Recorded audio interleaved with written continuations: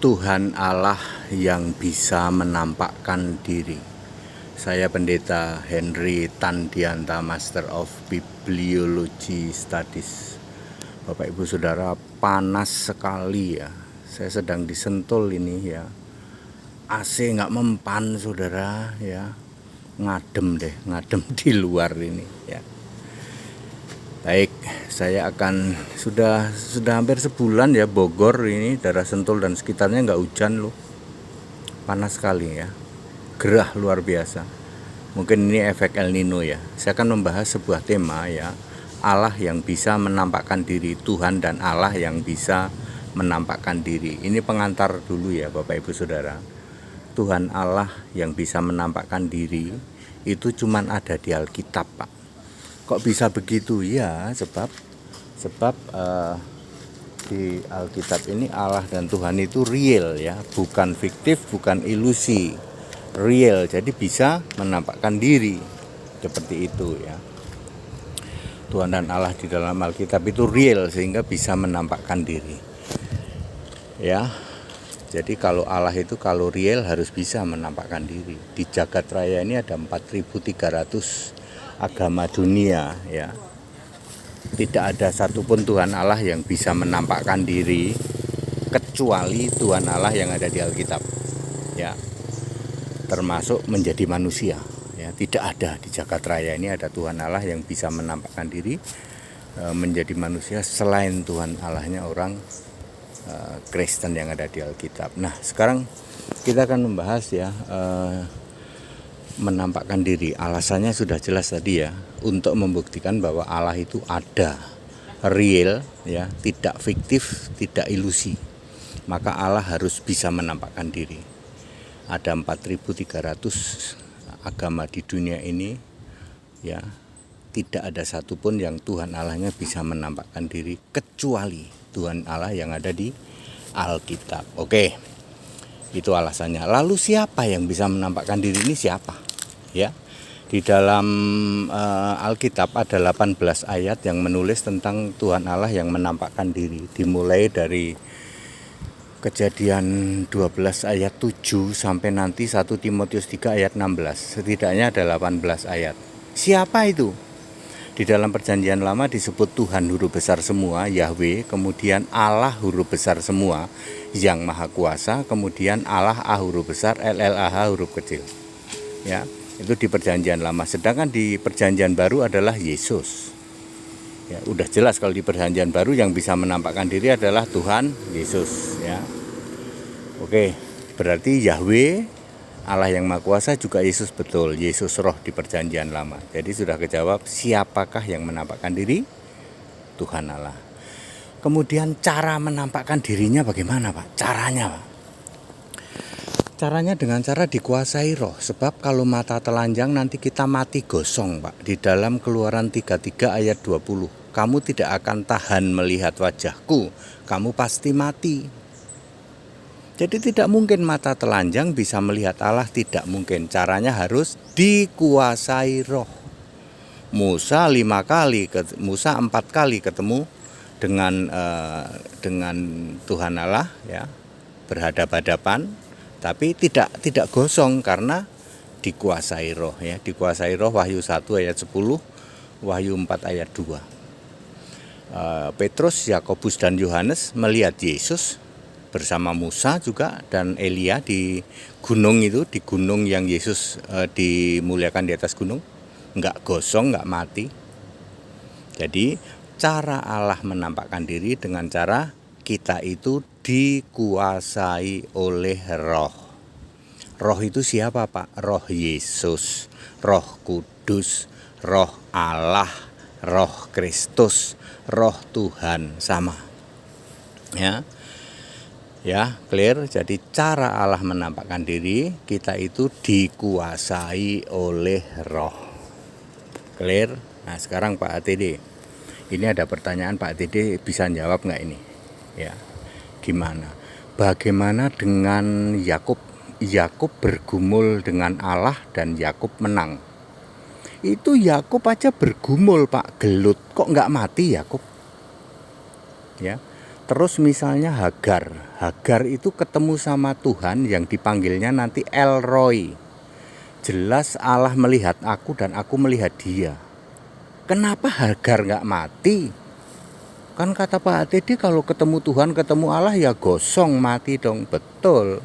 Kok itu nggak mati, Pak? Ya kamu kan nggak paham. Saya ulang ya. Pak Pendeta HTD bisa jawab nggak? Kenapa Yakub bergumul dengan Allah di dalam Kejadian 32 ayat 28? Yakub gelut sama Allah, Yakubnya menang. Kok Yakub nggak mati gosong, Pak? Demikian juga Hagar ketemu sama Tuhan, Tuhan huruf besar semua di dalam Kejadian 16 ayat 11 sampai 13. Lalu Hagar menamai Allah yang ketemu sama dia itu El Roy. Kok Hagarnya nggak mati, Pak? Oh, itu gampang. Itu disebut malaikat Tuhan, M-nya huruf besar. Ya, malaikat Tuhan, M-nya huruf besar. Baca baik-baik. Hagar ketemu dengan malaikat Tuhan, Kejadian 16 ayat 11. Terus ayat 12, ayat 13, malaikat Tuhan itu dipanggil juga Tuhan. Dia juga bisa berfirman.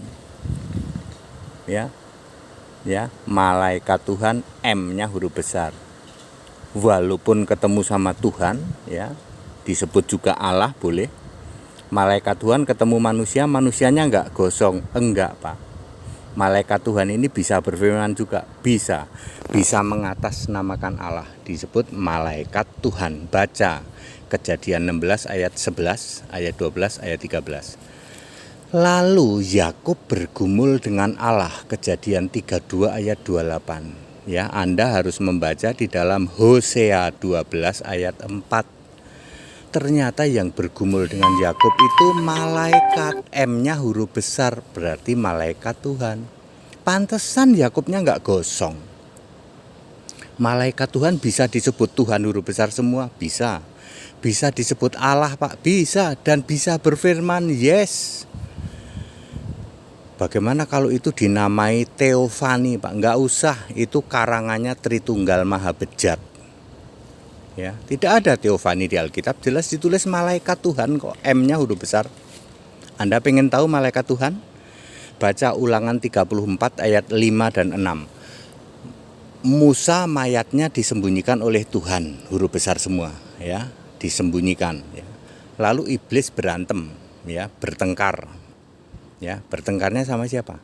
Sama Mikael di dalam Yudas 1 ayat 9. Jadi clear malaikat Tuhan yang bisa juga mewakili Tuhan huruf besar semua, bisa juga disebut Allah, itulah yang disebut Mikael, penghulu malaikat di dalam Yudas 1 ayat 9 dan Wahyu 12 ayat 4 ayat ya, peperangan di surga, ya, itu, ya, di Wahyu pasal 12 itu, ya. Jadi clear, ya, manusia bisa saja ketemu langsung dengan Tuhan huruf besar semua atau dengan Allah, tapi ini diwakili oleh malaikat Tuhan, M-nya huruf besar. Inilah Mikael. Kalau Anda ketemu Allah langsung yang Yesus, Anda pasti gosong. Keluaran 33 ayat 20. Itu sebabnya harus dikuasai roh. Jadi very clear, ya. Waspada penipuan dari Tritunggal Maha Sesat, Maha Bejat. Tritunggal selalu berkoar-koar begini. Aku pernah dibawa oleh Yesus kemana? Ke surga dan ke neraka. Neraka aja belum ada kok. Kamu dibawa oleh Yesus, betul lah. Kamu sendiri percaya Yesus enggak? Yesus Tuhan Allah? Enggak percaya, Pak. Kami percaya Tritunggal. Ya nipu kamu. Sebab yang menguasai kamu itu adalah Yesus roh, adalah roh Yesus Allah. Ya, kamu sendiri nggak percaya Yesus, mustahil itu Roh Kudus itu menguasai kamu sehingga kamu dibawa ke surga, ke neraka. Ini kalau HTD nggak ngomong bohong.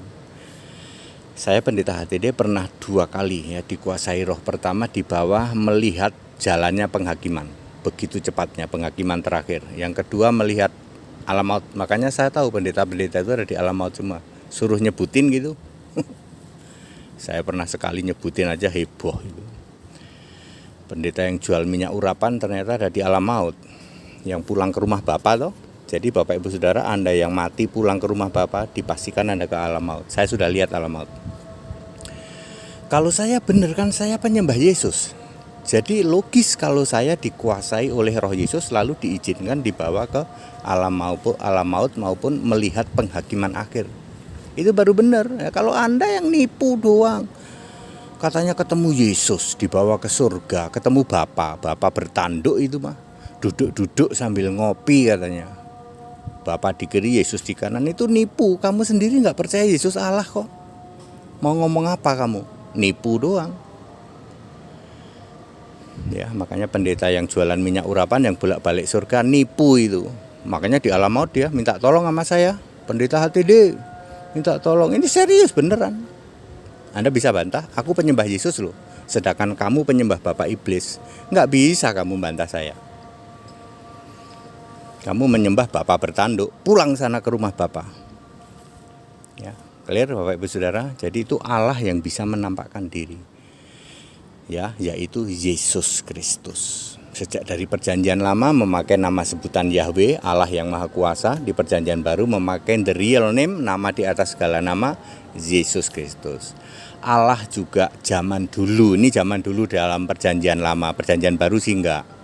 Zaman perjanjian lama Allah bisa memakai malaikat Tuhan, M-nya huruf besar, untuk menemui seseorang, bertemu langsung dan tidak mati, tidak gosong.